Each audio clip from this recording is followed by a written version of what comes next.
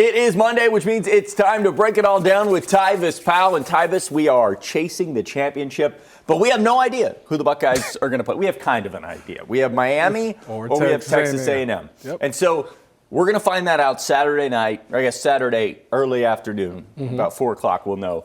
The Buckeyes going to watch that game and learn a lot about who they're playing. Yeah. In your eyes, you got both those teams. Give me the best matchup for the Buckeyes. I think the best matchup would probably be Texas A&M. I think that Texas A&M does a really good job. But, having that quarterback in Marcel Reed and some of the weapons that they have on that defensive side of the ball, I think that would be a really good matchup. Plus, I always love to see the Big Ten versus the SEC. If it was up to me, I'd make us go against every SEC team on the way there, because when we win it all, I want everybody to know that the best team in America beat all the big bad SEC on their way to winning the national championship. So if it was up to me, I'd put them against all SEC teams. Now, that's interesting, because I would argue that the big bad in America right now is the Big Ten. The Big Ten's got 3 of the top 5 teams. That's not how they look at it. Well, that's fine. They look at it as the depth of the or the SEC. They say the top for the Big Ten is great. The Ohio State, Indiana, Oregon, they are great. But when you look at the rest of the conference, it's And they say with the SEC, it's any given week, any team can beat them. So they feel like the depth of the SEC, and I'll hear that argument. If you want to go there, fine. But I just think that for the past 2 years, the national champion has come out of the Big Ten every time. And the Heisman winner now. And the Heisman winner. Look at that. And that takes me to something we'll take a little sidebar here, because I have made myself very vocal about how absolutely unbelievably annoyed I am about the awards season, and about how. Which one in particular? All of them. They're all wrong. The only one I got beef with is the Bolitnikoff. Well, the Bolitnikoff one is just it doesn't even exist to me anymore. I'm not even going to acknowledge who wins the Bolitnikoff from here on out, because it's irrelevant. You're not going to tell me that a guy can finish 6th in the Heisman, can win Big Ten receiver of the conference, but you get a Bolitnikoff to another guy that's in the same conference. I'm sick of this whole narrative of, well, we're going to look to the guy who, Jeremiah Smith has another year of eligibility, so we want to give it to a guy who's going to the NFL. No. Baloney. Everybody knows that Jeremiah Smith is not only the best player, the best receiver, but the best player in college football. It has been said multiple times.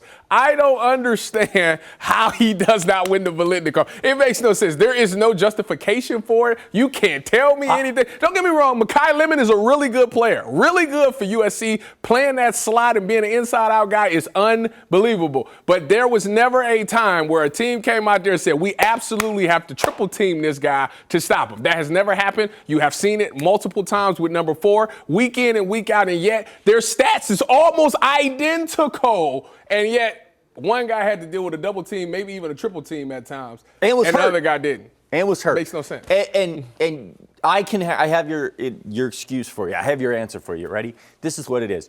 People love to think they're the smartest person in the room. They love to pretend that they know better than the rest of us, and that it's a great. You know what? You think Jeremiah is the best receiver in college football. You don't know.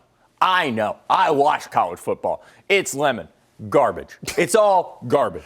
The best receiver in college football wears number 4 at Ohio State, and it was so easy. There are a million awards to hand out. Go complicate a different one. Don't come in here and complicate the Bolitnikoff. And they wanted to complain about Caleb Downs winning the Thorpe Award. And all this. Who else was going to get it? There was a million. That's all I read about. Who else was the other option? Everybody wants to talk about stats and this, that, and the other. Watch the games. If you want to talk about stats, why don't we just do that requires doing work. That's right. Who wants to do homework? People just want to get online and look at the stats at the end of the season and say, well, they had the same amount of touchdowns. This guy had that's what I'm saying. 95 more yards, and because of it, he deserves this award. It's garbage, and I've had enough of it.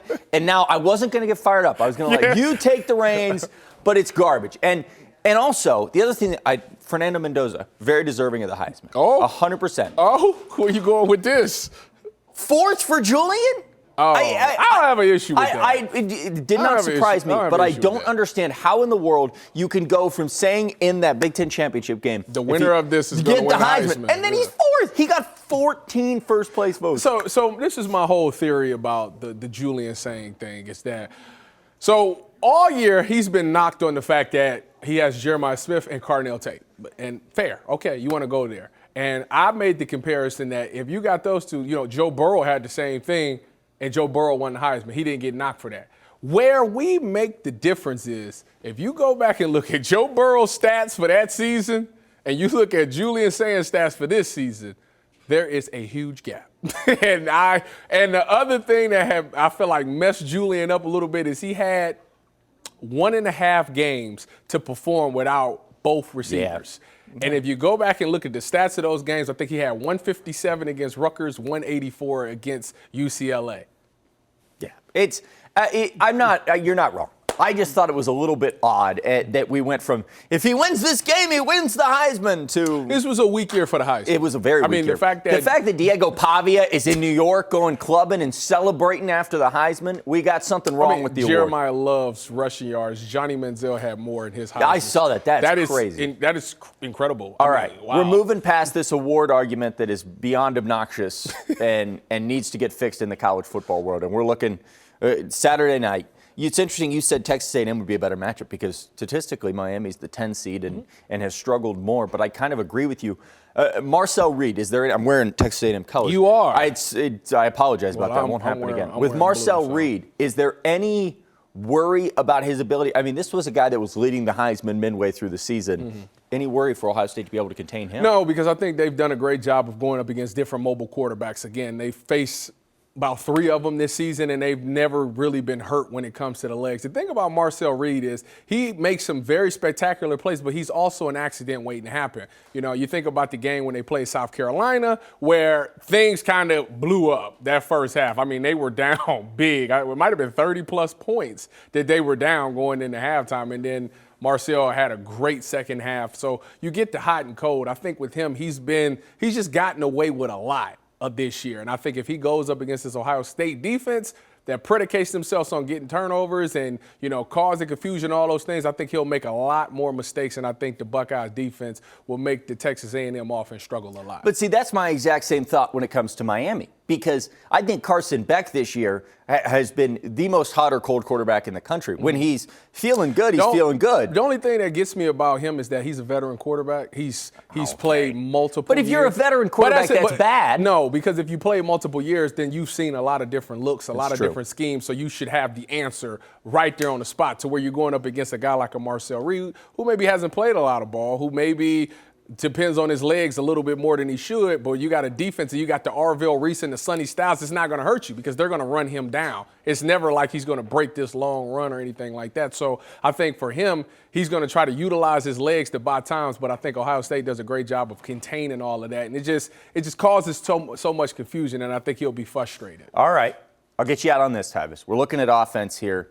Let's talk about the offense of the Buckeyes. Yes. They're going against either of these defenses. Do you think they gain? I mean, I've watched a lot of Texas A&M this year, and their defense does not impress me that much. Yeah. But their defensive line is very strong. That's the strength of their defense. For both teams, I think that's going to be the matchup. After what we've seen with Indiana, that is going to be the question for every Buckeye fan. Is this offensive line fixed, or was that just a one-off? Is there a problem there? If it is, you're going to be going up against some of these great defensive lines in college football on your route to the championship game. So that offensive line has to be buttoned up. They can't let twists, stunts, or whatever the heck is going on affect anything. You have to find a way to get to that second level, spring that run game, and protect Julian Sand. He cannot have a 5-sack game ever again. Yeah, do you think that this offensive line learned a lot from that game? Do you think you can just kind of step up that much from game to game? How do you fix that? So the good news is that you get a bunch of time to rep these things. When Indiana did a great job of exposing some weak areas, and Ohio State now having to deal with the fact that